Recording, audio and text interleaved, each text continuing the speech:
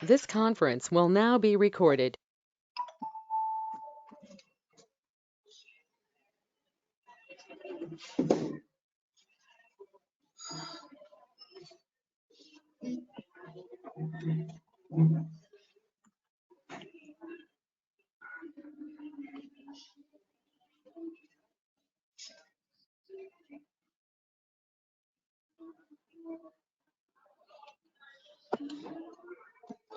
So please let me know if you are able to see my screen or and if you have any audio or issues in the middle also. So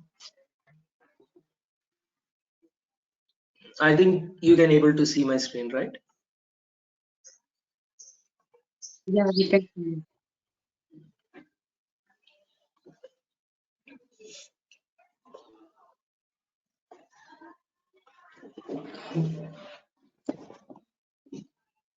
So before going to the Java, I think you have all gone through the syllabus what I'm going to cover. So before going to that, I just want to tell you why any programming language, not only Java. So whatever you take it, Python or C. So there are many programming languages, and Java has its own advantages and disadvantages. Can why generally any programming language? What a programming language do generally?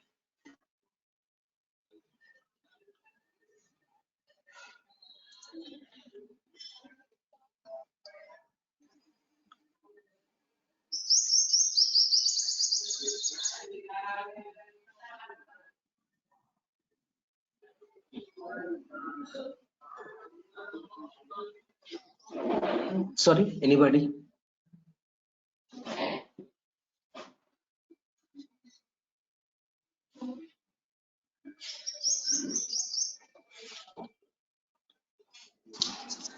So with programming language, the user can give the instructions to instructions so that which can so that will be converted into like machine understanding language, so that machine can understand what we do. Mm. So it will give the output based on that.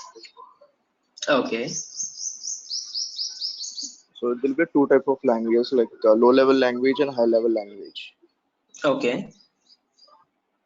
So the low level language, I don't know what they are. It will be like the machine will understand only the ones and zeros or something like that. Okay.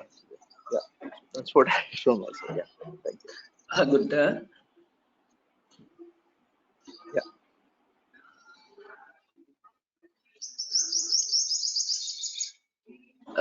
It's good actually. So whatever you said, what the programming layer, you have low level language and high level language, and the machine understand only the lower level language. So everything is fine. So my thing is nothing but any why you need any programming language. So whether Java or Python. So generally, what it will do, it is going to simplify the work that we do it, right? So if you take the main purpose of uh, all this is nothing but which will be simplifying the task that you generally want to do it, right? So for example, simply like why you have a software or why you have any developing systems is nothing but uh, which will reduce the time and the complexity, and which is like behind there are a lot of complexity or scenes which are happening, but the end for end user it will be a great experience, right? So simple, like if you do not have ATMs before, right? Currently there was an ATM, and before the people used to stand in the queue and take the amount, so which is like lengthy process. So there is a some ATM scheme which is back, there was some code is running and you can able to take the money very easily. So simple, any machine or something, any programming language which will, so this is can be applied to an industries like across all the things, and which is helping a lot of people also, right? So in case of that, before any C, you have only assembly language, right? Before C or Java, all this Python arrays, there was an assembly language. They used to write these programs and simplifies the work the people do, right? But there are a lot of disadvantages with assembly language. So there is some evolution came with procedure language. After procedure language also has some disadvantages, and again there was evolution came with your object-oriented language. So we'll see what is that advantages. I think some of you know or some of you don't know, but I was trying to tell you from the basics, right? So basically, any programming language is the one which will simplify whatever the work that we do. But there are a lot of advantages with the one and disadvantages and pros and cons with each and every language. So there are some disadvantages, see, and the people went for Java, right? And right now the people are looking for some Python or some, because as Python has some of its own advantages as well as disadvantages. But when it comes to like enterprise or big applications, people choose Java as a main preferences.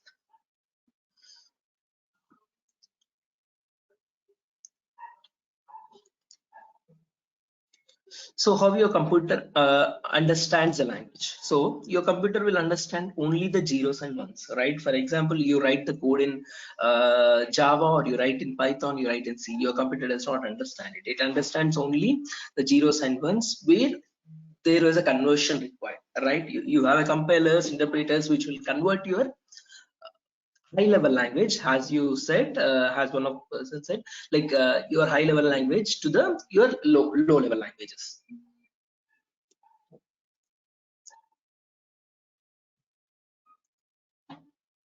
So your computer understands only your binary language. So that is nothing but your zeros as well as ones.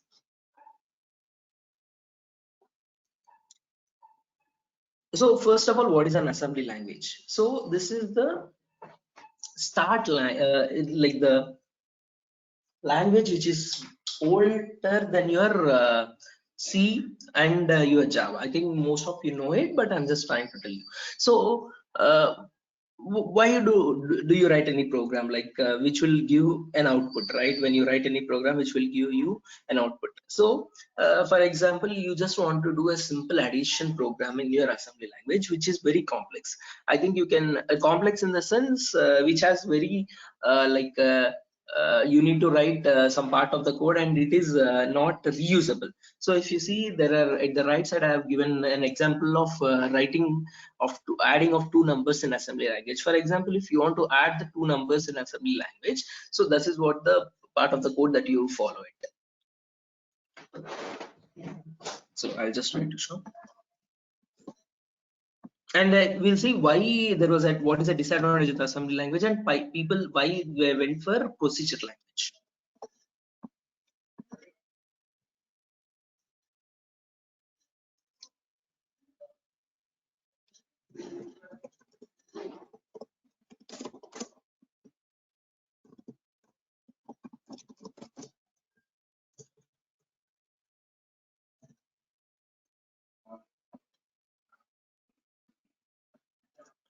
So for example, if you want to add two numbers in your assembly language, so what I need to do, I need to, so first of all, to add two numbers, what we need is nothing but we need three locations, right? First location is to store one number in one location, and after that you need to store another number in another location, and you need to add that two locations. So what I'll do,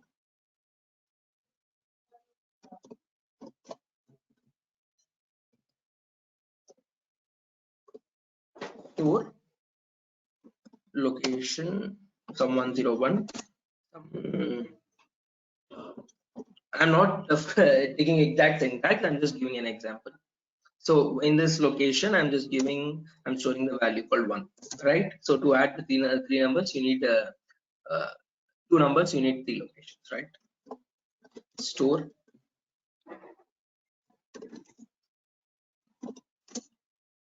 in location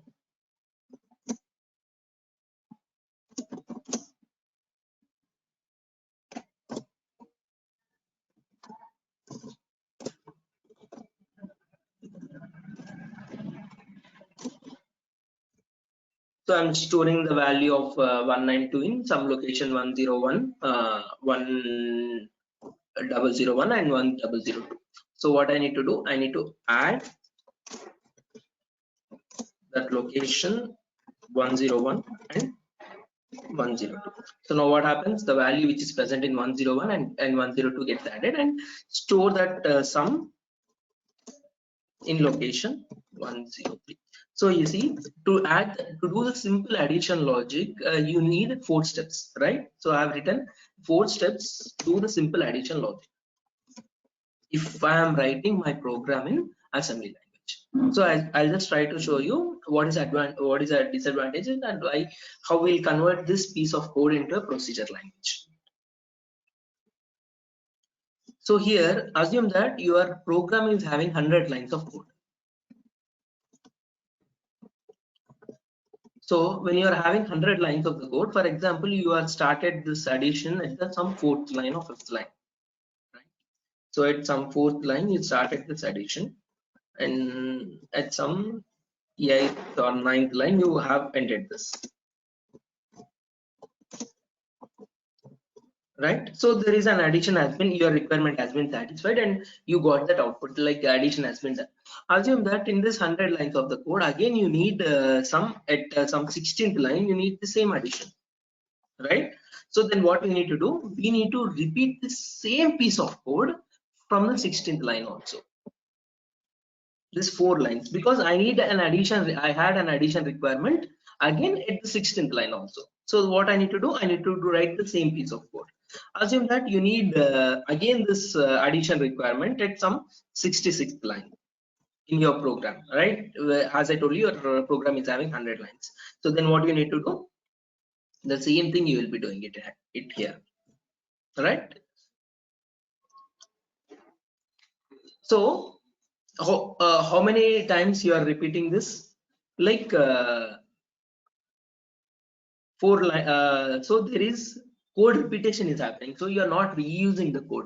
So 4 into 3, like 12 times you are using, there are 12 lines of code you are writing which is not required. Assume that you have it for one more time, like 4 into 4, 16 times you are trying, there is a code there is a code which is used for 16 lines is waste, right? We can able to do it in 4 lines. It means there is no code reusability, right? What is the meaning of code reusability? If you write a code, that should be used n number of times, right?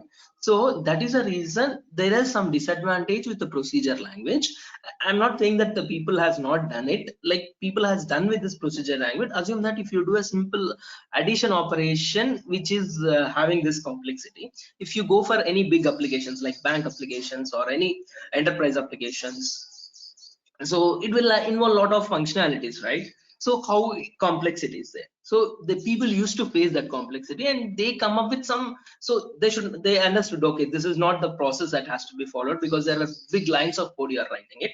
So that's the reason people came up with some procedure language, and they named it as some structure oriented language. So that in that what they done, so they come up with a name called method, or they call that as a function. So what they taught, they want that code reusability, so they named a thing called method. So what a method is, nothing but a method or a function, everything is same. So it is the one which will have a piece of code which will do some functionality. So method or a, what you can say, function is the one which will perform some action which you require. So addition is an action that I required, right? So I required it for 3 times. So then what I'll do, I'll move this code to a method or a function. So that's the reason they invented a concept called method in the procedure language. So they came up with a method. So this is nothing but I'm starting my method. So this is the open braces is nothing but my starting method, and I'm giving a method name called add. So this is the parenthesis, like open bracket is the syntax of your method.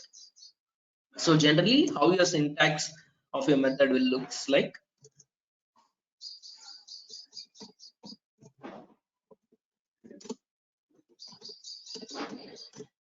So return type. So it is nothing but after completing of execution of method, what you want to return after completing this method, return type and the name of the method.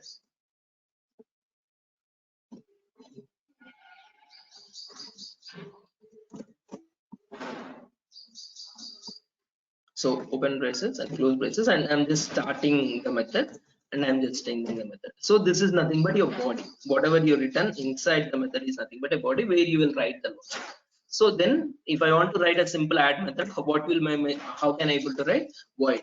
So void is nothing but the return type. Return type in the sense I'm writing a void, it means after completing this execution of this method, it will not return anything. It will not return any data type, either int or float, anything.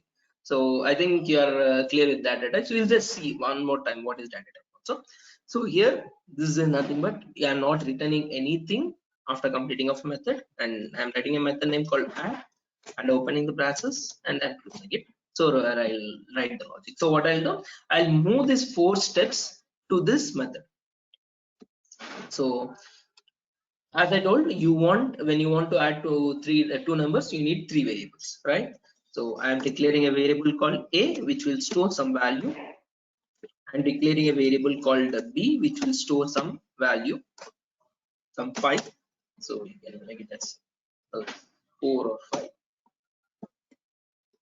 So int is nothing but a data type, a is nothing but the variable, so 5 is nothing but the value I'm giving it. So these all were introduced in your procedure language itself. So to make this sum, I'm just having another variable where it will do the sum of a plus b. So if you want to print it, you can print it like printf for system. So this is nothing but your addition has been completed in this step, right? So this is nothing but you declared a method and you have completed this method, right? When you assume that you have done this at the 4th line. As I told you, the same, your program is having 100 lines of code. So from 16th line, you need this add method. You need this add functionality to happen at the 16th line. So then in assembly language or in assembly language, you used to write the same piece of code, but here you will not be writing that same piece of code because your code reusability will happen. So what you do at the 16th line, you will not write. So already the logic was declared. So what you need to do, you need to use that logic. So to use that logic, they will be calling a method. There is a concept called call method. So what we will do, we will just call add method. So this is the step I am calling it. So at the 16th line, I am just calling this method. So what happens? The method will, so you declare this method here. This point is nothing but I'm calling the method.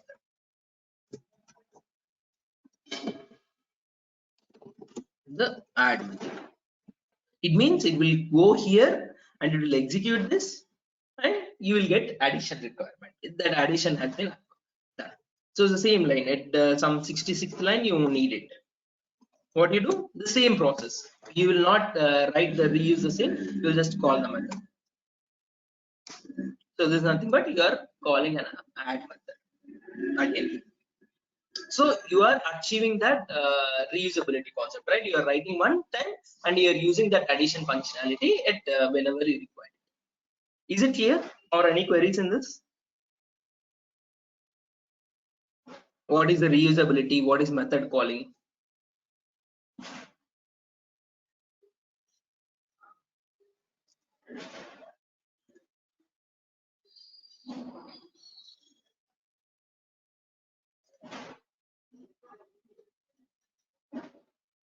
It's fine. Okay, thank you. Might be some of you knowing, but I just want to, I was considering everyone and I was trying to tell you from the beginning, actually, from the basics, and let me know if when you with any terminology that you are not able to understand.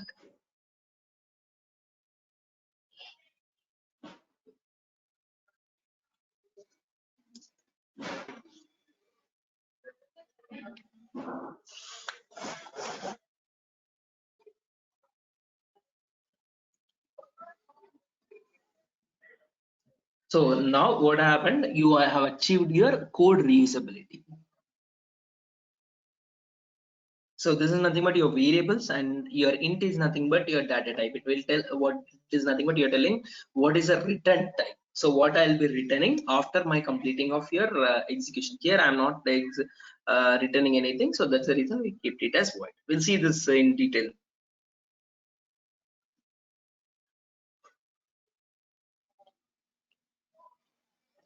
And your assembly language or your procedure language are nothing but your platform dependent there. So I think you will be knowing what is a platform. Platform is nothing but your combination of your operating system as well as your processor. As I told you, there is an example like Intel, like Windows operating system and Intel processor. So here I've just given whatever I've just done is like a simple example of your assembly language. So which will again your computer will not understand that copy to register or store that location in a. So this will not be understood by your computer. So again you need some compilers which will convert your assembly language to a binary language, and your system will understand only that binary language. So there is a concept came with this, nothing but your procedure language, as I told you. So this is an they have introduced some methods and variables, and it has achieved your code reusability concept, and everything came with your procedure language. So one of the example of your procedure language or structure language is nothing but your C. So but your C has some disadvantage is nothing but your C is like platform dependent. So what is the meaning of this platform dependent? So for example, I write the code in C, right, in some Windows operating system, right? As I told you, platform is something like operating system plus my processor. So assume that I just written in the Windows operating system or Windows platform. In that case, I'll be writing some block of code like addition or some subtraction, some as a business requirement. I'll be writing my logic of code in my Windows platform, right? So if you move the same code and if you are trying to execute in other platform, it will not be, right? So I have written in Windows, but the same code I cannot execute in Mac. The same code I cannot execute in Linux. Why? Because whatever the code that you have written is platform dependent. So what is the source code? So whatever the code that I written in my with the in my files are nothing but my source code, right? So you have a compiler, so which is specific for Windows, right? So which will generate you .exe files. In C, there is a concept called when you are trying to do a compiling, it will generate your .exe file. So when you are using the Windows operating system, you have a Windows specific compiler. Like for example, you use Windows for C, you have Turbo C. That is nothing but a compiler which is specific for your Windows itself. So what happens? It will generate a .exe file. Again, it is nothing but again it will convert to it. At the end, it will be converting it to binary code or whatever it be. But this .exe file will be understood by only for the Windows. This .exe file will not be understood for Linux and will not be understood for Mac. So if you move the same piece of code, so you have the same .exe file which will not understand by Linux or Mac system, because this compiler is meant only for Windows. So whenever you change your operating system, there is a compatibility issues. So you see how the procedure it will convert into a machine code. So when you have a C code, you will be a compiler will convert into an assembly language, an assembly language to an assembler will convert it to a machine code. So at the end, it will convert to a machine code itself.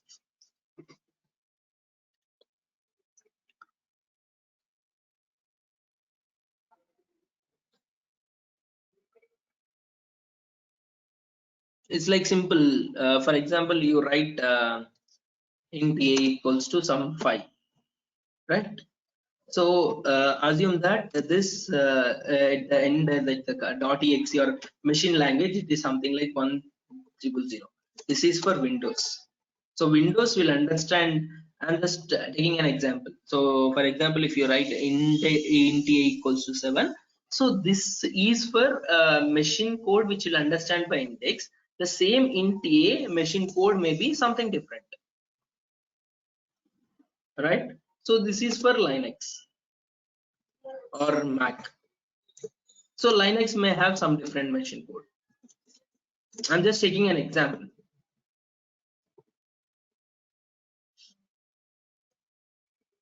Your Linux or Mac or any operating system, other operating systems.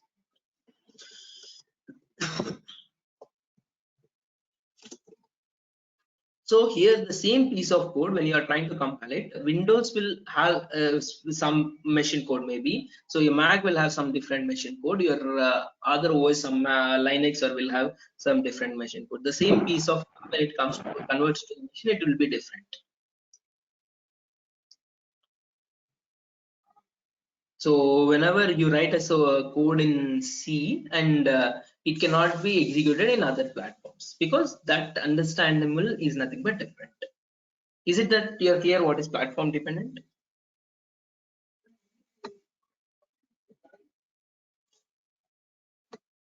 Yes.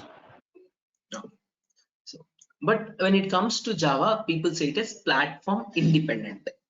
Why it is platform dependent is not independent is nothing but on top of your code, there is something they introduced called your JVM. So which is nothing but your Java virtual machine. So we'll go in more detail of that in coming classes. But as of now, as I told you, whenever you are trying to compile the code, so there are two things that in every program you will happen. One is nothing but you're compiling the code, and you will execute the code. What is the meaning of compiling? It is going to check whether you are having any syntax or syntactical errors or all this. So after compiling, it will generate your .exe file or .class files. In Java, there is a .class files get generated. So here, when you run it, it is nothing but your execution of your code. So as in C, it will generate .exe file, but in Java, when you after compiling, it is going to generate your C compiler will generate the .class files. So you write the source code with .java files, and it will after compiling, it will generate your .class file. So this .class file is not a machine code, or it is nothing but your human understandable. So whatever you written in Java is nothing but human understandable, like a Java code. But a .class file will show the .class file also. It is like some code which will understand by only the JVM, will not be understand by machine or neither by the human reader. So this .exe file will be understand by only the JVM, and which will fit to the JVM.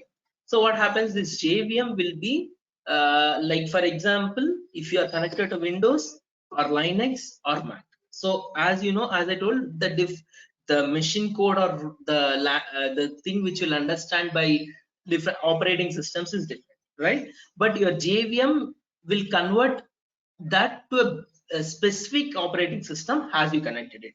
So if you connected to Windows operating system, your JVM will make your it will convert your .class file code to a JVM specific code. If you convert, if you trying to convert Linux operating system, your JVM will convert into a Linux specific operating system, a Linux specific machine code. So this is the way it will remove your platform dependency. So now it became platform independency. Like the user, as an end user, he is not worried about a platform. There is no compatibility issues. I'll write the code and this can be executed in any platforms.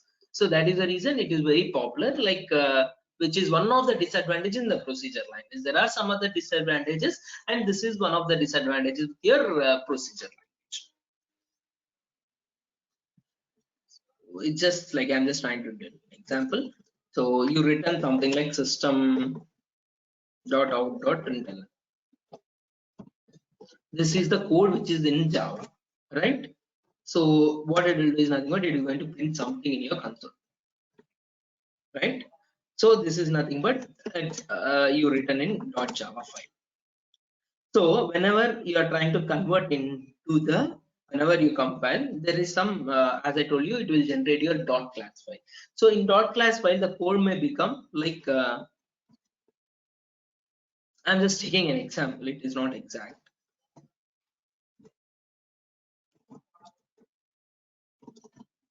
Something like this, right? So the system.out.println has converted some code with hash codes, or it will have its own. So this is the code which will be converted in your .class file for system.out.println. So which is not at all understand by human or a machine. So machine will not understand this even. So who will understand this? Only with the JVM. Right? So assume that for system.out.println, the equivalent machine code may be in Windows. In Windows, the equivalent machine code may be some 0001. In Linux, in Mac, the equivalent machine code for system.println may be 102. For Linux, it may be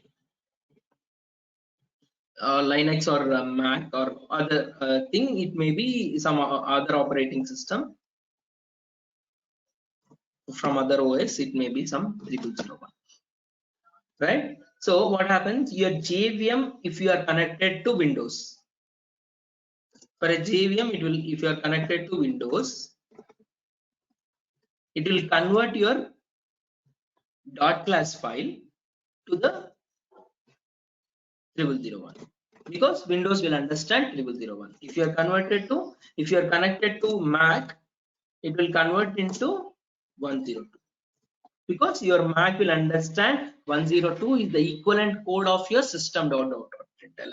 So based on your connection to the operating system, your JVM will take care and it will convert to that specific machine code. So that's the reason it becomes as a platform independent and you are not worried about a platform. Is this clear for everyone?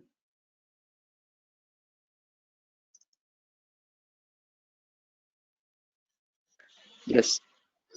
Okay, thank you all.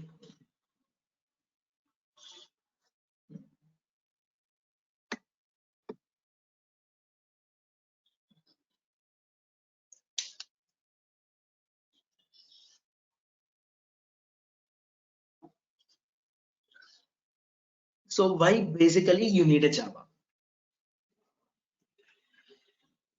So Java has a lot of advantages. It has a lot of futures. Like you see, we are just going to discuss all this in upcoming sessions. Like I'll try to, when I'm trying to tell you the OOPS concepts and all this, it will by default it is going to come and we'll try to discuss it. Like the main thing is nothing but it is object oriented. So you have seen with this C as structure oriented, right? So there is some, you see one of the disadvantages, the structure oriented or procedure oriented is nothing but it is like platform dependent. Like you cannot execute that in other platforms. But when it comes to object oriented like your Java, it can be platform independent. So this is one of the advantages, and there are some few advantages also. We'll see that. And so this mainly is an object oriented. What is an object is nothing but it's like a real entity. So you have OOPS concepts like inheritance, polymorphism. There are some OOPS concepts which is very good to practice for any programming language, and Java is the one which will follow your OOPS concepts perfectly. Java is one of the languages. There are some other languages. You have C++ also. We have after C there is an array of C++, which is also the following your OOPS concepts. It's like OOPS concepts are object oriented. There are some principles or the rules they have given, so which has to be followed by any programming language. So Java is the one which will follow like more compared to your C++, and it is very simple. And when it comes to security also, it is very good compared to C, and even for other things also, because that's the reason when it comes to very bank applications where the security is a major criteria, they prefer the Java as the first part. And whenever they do an enterprise applications, not where it's like a very big applications where you need the integration of your messaging, integration of other services, queuing and all, they will be using they prefer Java as the first one. And it's, as I told you, it's a platform independent, like robustic. You will see all this high performance. I'm not, and I don't want to read all this, but it will satisfy all this one. And it can be used, it can be connected to web applications. Like as I told, sorry, someone want to ask something? No, accidentally I muted you. That's fine. Please carry on. Oh, okay.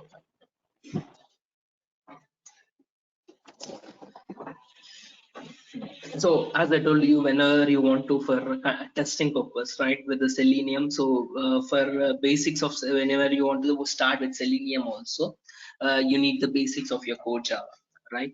And whenever you want to go for big data, Hadoop, where it also uses your basics of your core Java. And you have very frameworks like Spring, Spring Boot, and all these frameworks has been came where it is this frameworks will helpful for your doing an enterprise applications or your web applications. We'll see what is the difference between enterprise and web applications in detail when go for other classes. So where they need the Java, and when you want to do mobile based applications, right, mobile apps, so there is a concept called Android, right, so where it is also developed by Java. So when you learn core Java, you have a lot of areas to cover, right? You can go for testing, you can go for big data, you can go for Android, you can, but the core Java is a main or the core thing wherever you want to do. Like on top of that, you add frameworks. For example, when you want to become a complete software on Java itself as a full stack Java, so you'll be adding it upon with your frameworks, and the front end maybe React or whatever it may be. But when you want to go completely as a mobile based developer, right, Android developer, when you want to develop an app, so even that, for that also you need a core Java as a basic thing. So like data science, big data one, you will be going. It is not only for this particular, when you are trying to learn some other language also, for Python or any other language, Rubix or whatever language, to understanding of a core Java core concepts makes that other understanding of other language also very easy, because even that will be also an object oriented language. Whatever the principles that you follow, it will be almost be the same, and you change with the syntax, but code wise or conceptual wise it will be the same. So these are like have this many disadvantages of learning your basics of your core Java. So actually Java has three flavors. One is nothing but your J2SC, one more is nothing but your J2EE, and your J2ME. So as per our syllabus, we'll be covering J2SC and some part of J2EE, that is nothing but your advanced Java. So I'll not even go in deep of that. I'll just tell you what is enterprise applications or web applications, and I'll try to just connect with the database, and what is the Tomcat, what is the server, a small base of a small application. And when it comes to J2SC, they call it as core Java. When it comes to J2EE, they call it as advanced Java. So here we'll be covering the basics of Java, language fundamentals and all. So mainly what is the use of this J2SC is nothing but it is used to develop a desktop applications or a standalone applications. As a standalone application is something like a calculator or thing where it does not require any web interaction. So where you will not send your requests in the internet. So there is no internet connection required. So that thing you call it as standalone applications. A simple calculator, you do some addition, multiplication, everything. So you have a backend a program and you are not interacting with any internet. So that you call it as standalone application. But when it comes to J2EE, there is a web and enterprise applications where it can be developed with advanced Java. So where you have a concept called servlets. So what is this web application or enterprise application? Anything that you request in a server, request for a server and you get it. Anything that you browse in the internet, right? So like your Facebook, Gmail, whatever it may be, you're trying to send some request, you're trying to log in with your user ID password, but your details are not present in your system. It may be in some US or some server somewhere, right?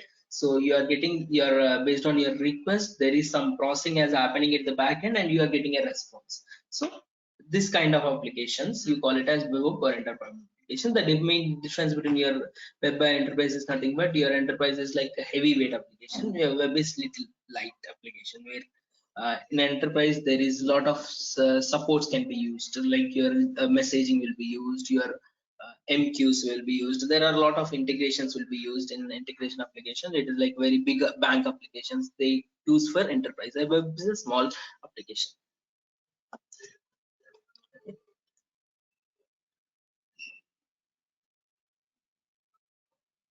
I hope this part is clear, right? Is that any queries on up to this?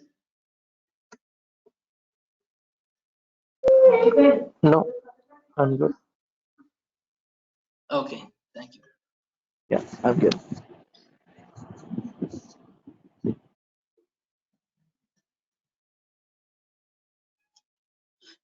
Actually, the class has been planned up to 8 only, from 7 to 8. So, but some network issue, I have joined late. So, shall I continue or will disconnect? Is that is it planned for everyone? Then is it okay for everyone to continue the class for some more time?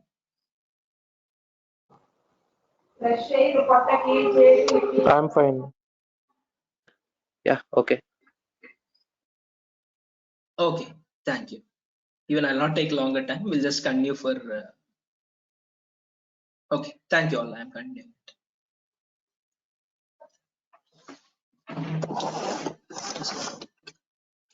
So basically, we'll see what is a method actually. So before understanding it, any programming language, neither C or Java, you need a method, right? So method is present in your C as well as in your Java. So here you see this is nothing but your data type. Int is nothing but your data type. What is a data type? For example, you want to store some number. You want to store some string. You want to store some value like this, right? And you want to store some value in the system, right? So you want to store a value like this, and you want to store a value in this way, right? So can you tell me the difference with this? When I was so when anything is nothing but that will be stored at your computer, right? So can you tell me what is the difference between both of this? And you want to store these values in your system. It has its own length and Yes. difference of data. Yes, exactly. It has more length.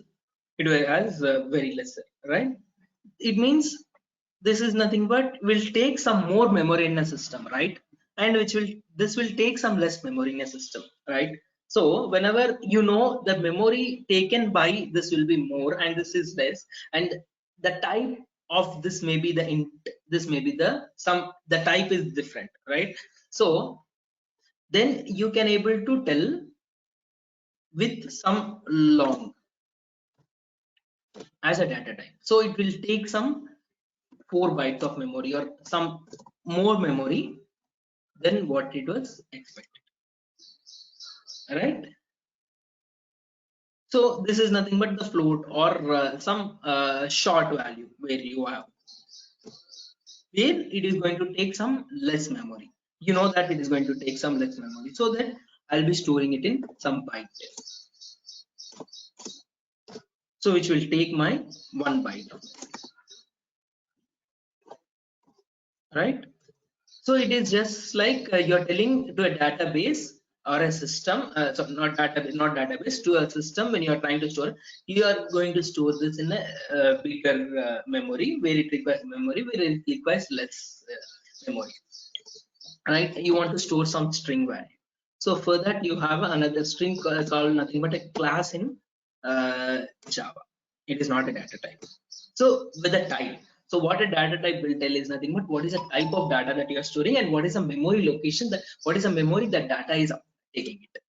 So when you want to store it in point values, something like this, so you will be storing it with the float.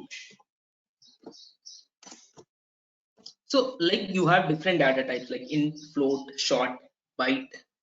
So that there are difference within this nothing but the memory and what is the type of data that you are trying to store it in database. So int is nothing but a data type where it will be storing only the integer values, right? Which has 2 bytes of memory. So the memory storage will be different from your C as well as Java. So for example, you want to store a value called age 20, right? The person age of some 20. So which is of integer data type. So I'll be storing with the data int type. So I was storing with the int and the value I'm just giving it as 20. So you see age is nothing but the variable name and int is nothing but the data type. So which will store 20 in your run. So you can see what is the declaration and all. Int a and b are nothing but you have declared it, and this is nothing but you are assigning for a value, you are trying to assign a value. Assignment has been done, and this is nothing but you are initializing the other variable, and this is how you do this declaration as well as assignment. So what is nothing but your declaration and assignment is nothing but I have declared a variable here. It means there is some memory called 4 bytes or 2 bytes will be stored at RAM. So it means I have just done a declaration,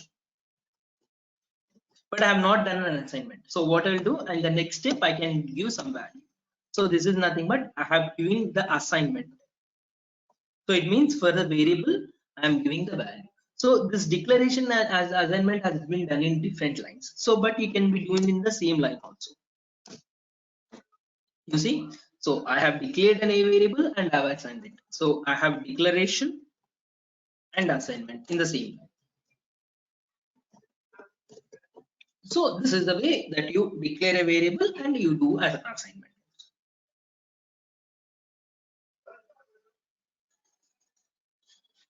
As I told you, you have int is nothing but the return type. So this is how you declare a method. So as I told you, the syntax of a method, right? So int is nothing but the return type of your method, name of the method, and these are nothing but the parameters.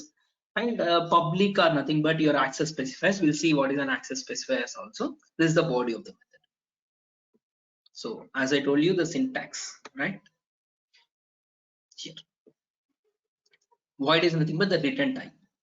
I have not written any access specifier. Generally, you can write an access specifier also. If you are not writing anything, there is a default access specifier.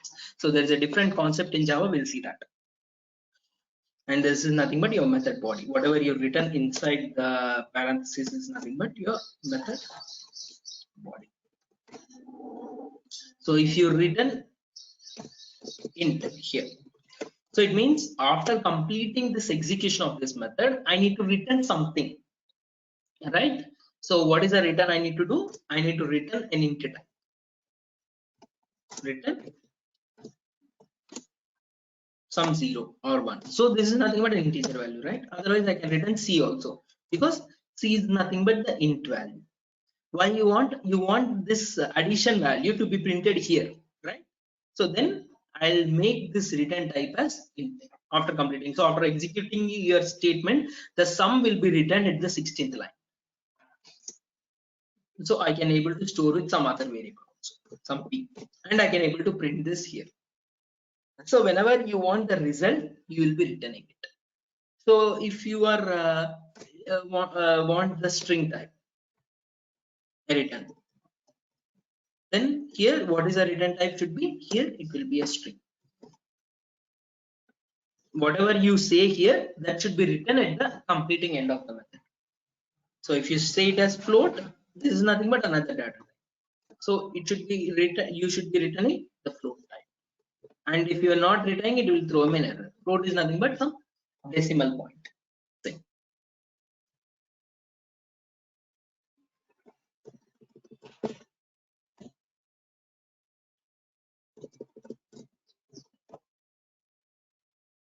And here you are passing 0 parameters. Generally, you can pass the parameters also. Whenever you are declaring a method, you can able to pass the parameters also.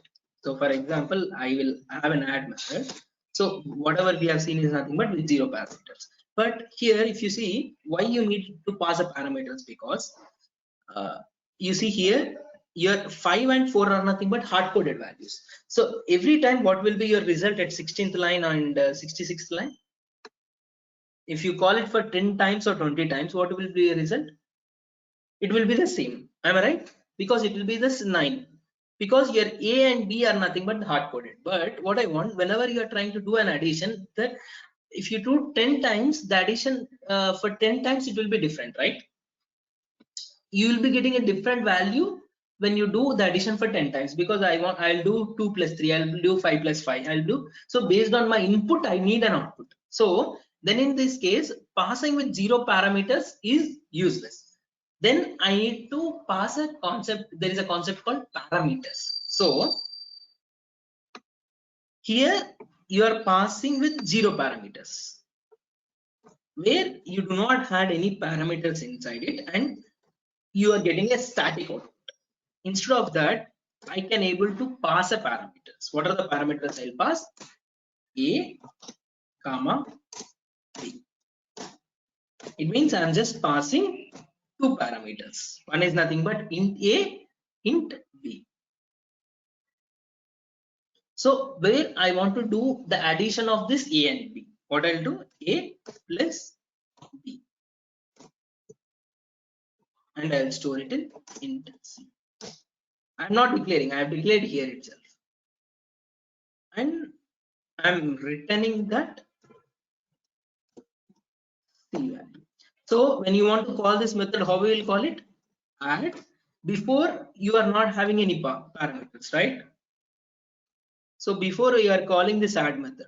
So how I'm calling this add method from the 16th line? I'm just calling with add with 0 parameters. Why? Because here the method is having 0 parameters.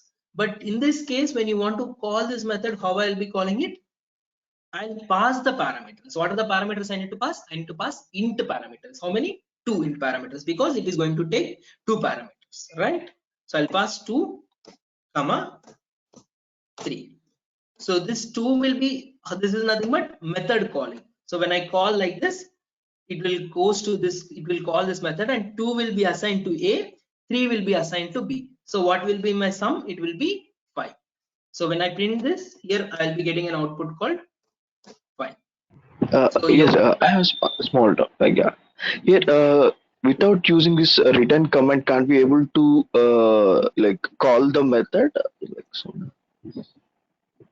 you can able to. So, but what I yes, yeah. want, as I told you, there are you can able to call without return type and with return type also. Okay, okay. But for example, I want this sum to be printed here in some Fine. 16th Okay. line or 17th line. So Okay. you are getting a 5, right? When you want to print this 5 here, you want to use this 5 for some other purpose, right? So whenever you are not having any return type, you will not get this 5 value here, right? Yes. Yes. So when you want, it's based on your requirement. When you want that value to be written, you put it in. If you do not want, put it as void. Yes. Yes. Yes. I'm asking about this return. Yeah, we mentioned here, right? Return C. Yes. Yeah. This is a command we return, right? Yeah. Yes. Yeah. So Okay. don't confuse with two returns here. This is nothing but variable Data type. C. Here, Yes. Yes. this is nothing but the return type. Okay. Okay. So I'm return this is the int type. I'm just returning that int C. Fine. Okay.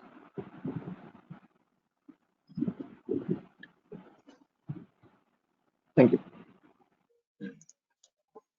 So here you will be, I think you are clear with the parameters also, right? So here I'm passing 2, 3, and you will get 5 output.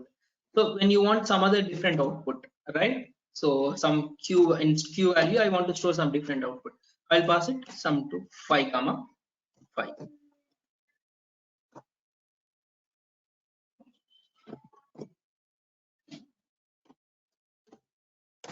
So here what will be your output again? Here 10. So your output varies based on whatever the parameters that you pass. Am I right? So that is the reason you need a parameters. I think you got what is the usage of parameters.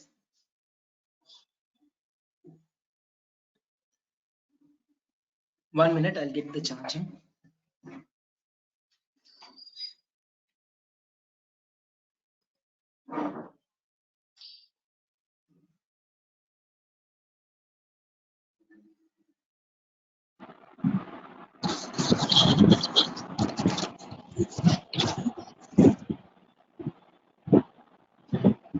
Yes, it's fine.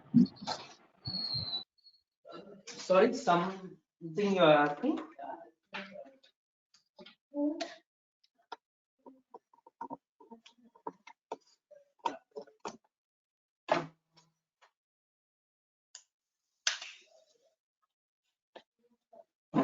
Sorry, I went for getting the charging. Someone asked something. No. I'm saying I'm fine. Yeah, that we understood that. Okay, fine. Yeah. So this is what I've stored in a slide also. So you see your int x and int y are nothing but your parameters, and there's nothing but the body of them. So what we are trying to do is nothing but here we are trying to print what is the maximum number, right? So this is a method where if x is max, it will return x, else it is going to return the y. So they're passing 2 parameters, something 3, 5. So here, what is the return type? Here it will be 5. If you are passing 5, 10, your return type will be 10.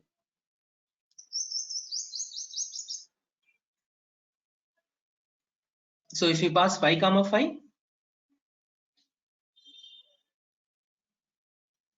it will be 5 because they have written only else condition. Fine. I think these are clear.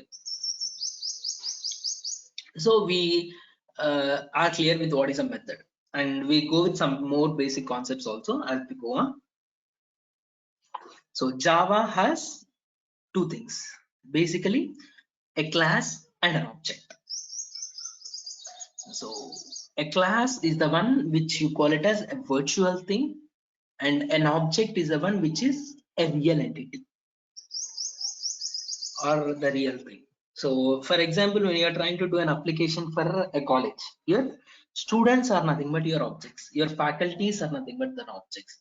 Assume that you are trying to do an application for a software industry, your employees are the objects, and their infrastructure you can take as an object, their like the HRs you can take it an object, what manager you can take it an object, like whatever the real entity you take that as an object. And you see there is some sample example for your class and your objects. So a car, this is nothing but the blueprint of the car, right? So but when it comes to an object, you see there are different objects for the same blueprint. There are different objects arises, right? There may be different with your color, there may be different with your engine or your type of the thing. For example, you have car is a design, right?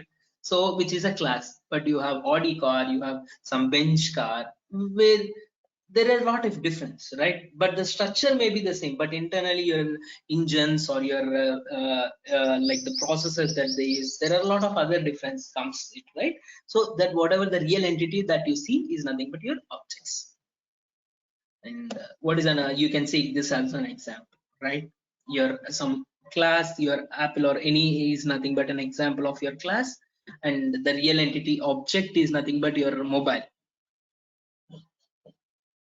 And your what mobile has, so object will have two properties, one is nothing but your members as well as your functions. Any object will have two things, one is nothing but your variables or members, and one more is nothing but your functions. A simple example for an object, what are the members that it will have, like your futures, you can say it as members or futures, your color, price, mobile number, and what you call that are nothing but your data members or variables you can take.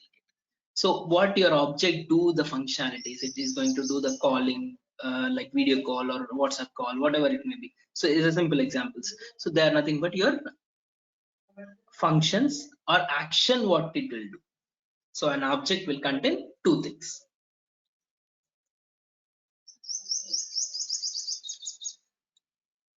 So these are nothing but your characters of an object. An object will have state, behavior, identity.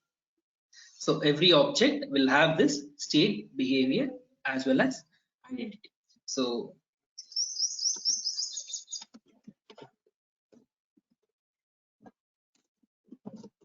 object has SBI.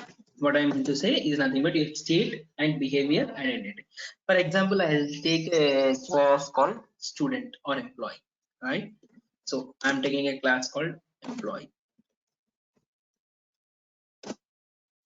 So this is how I'll declare a class in C, Java. We'll see what is the declaration of class syntax and object syntax also. So your employee here is nothing but your identity. The name of the class I can call it as nothing but my identity. So I can say here employee name. Employee is nothing but identity.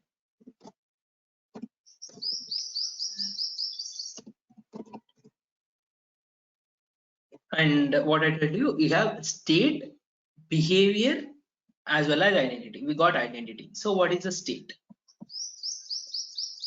So here state is nothing but what your employee has. What are the properties that employee has? I can call it as state. So what employee properties will have? Employee will have employee ID, right? So this is nothing but some value, you can give 1 or 2. So what employee will have? Employee will have employee name.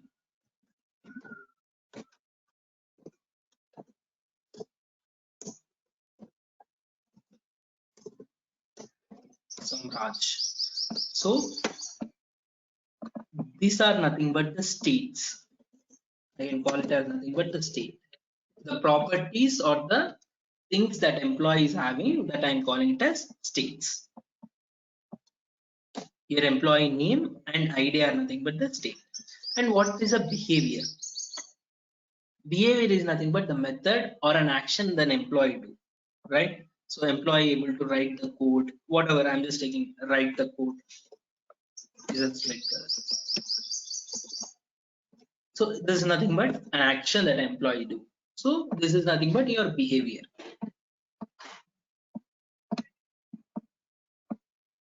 Right? So something like read. You also try to read something, right? So whatever the actions that you do, you call it as behaviors.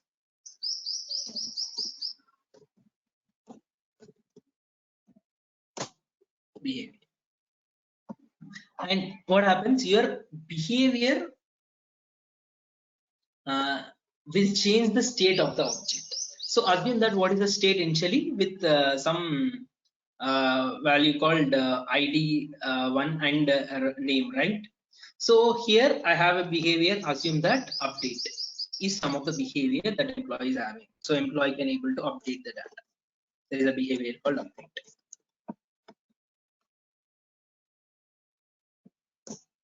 So here you can have a return type also. I'm not writing that. This is nothing but your methods again. So in this update, what I can able to do, I can able to change the state. EMP ID equals to 2. EMP name equals to some Ram. So the value from 1 I change it to 2. The value from Raj I change it to Ram. So this is nothing but you are changing the state.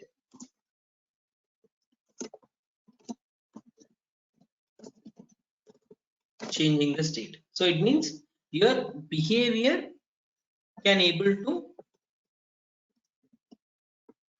change the state of an object. So initially the state of an object is with 1 and Raj, and but your behavior is changing the state of an object.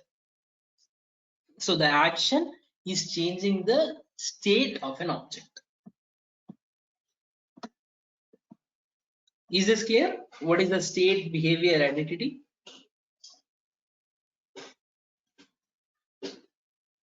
Yes, it's clear.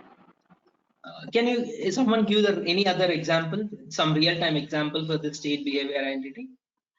Like telling an object and telling what is the states that it has and how your behavior will change the state with any real-time example.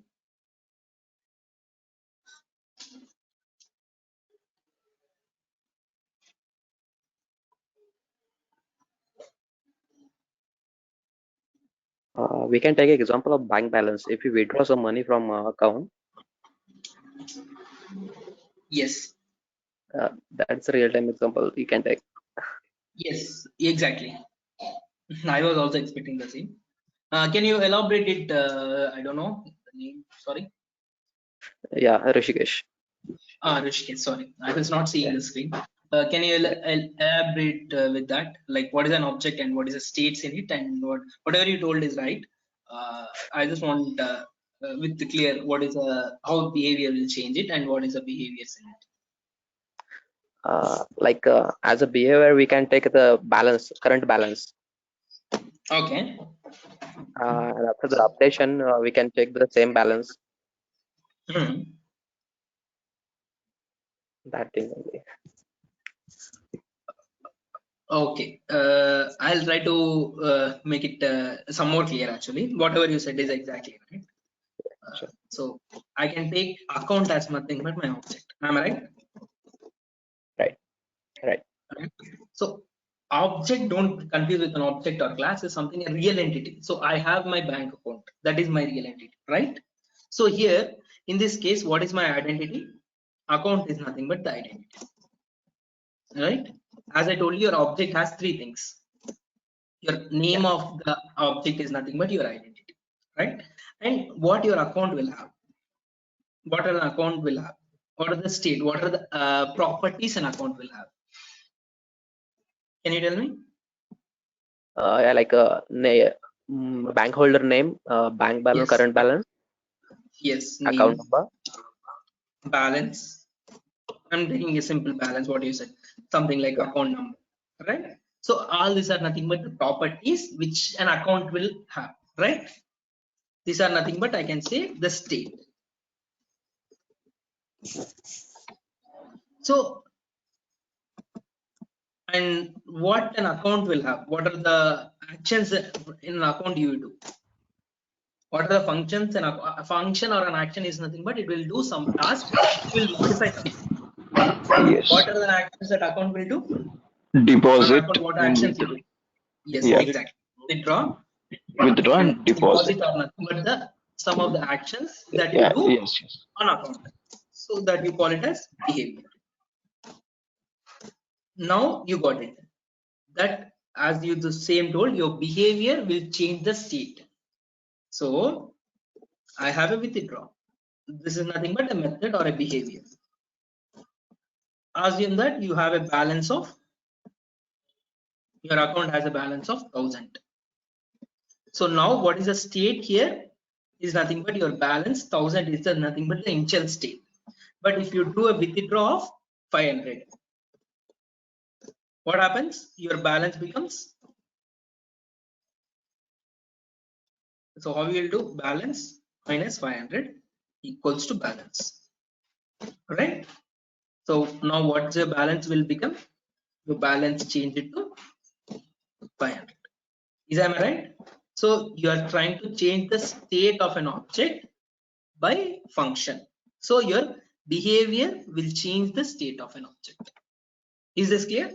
Some real comparativity? Yeah, sure. So that's what you told it. I just wanted in. I asked you with a clear, but good. Like that's what I was expecting. Yeah, thank you.